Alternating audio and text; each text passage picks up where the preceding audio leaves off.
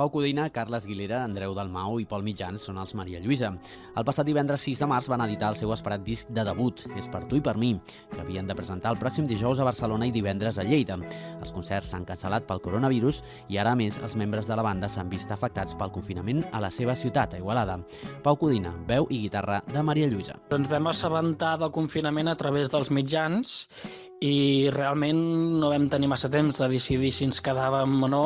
De fet, el Litus, el guitarrista del grup, estava a Barcelona i no ha pogut tornar. Els quatre estem bé i res, hem aprofitat per muntar-nos a l'estudi a casa i anar fent cançons. Els membres de la banda igualadina entenen perfectament les mesures dràstiques de les autoritats, per bé que, com la resta del sector cultural, lamenten el diferent tracte que reben música i cultura respecte a altres sectors de la societat. Després de les cancel·lacions obligades de concerts, a les últimes hores s'han conegut diferents iniciatives de festivals per streaming online.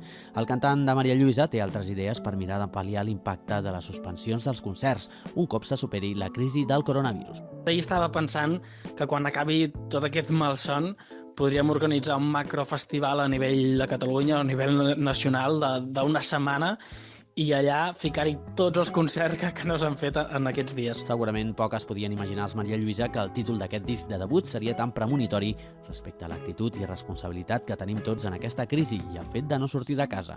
És per tu i per mi.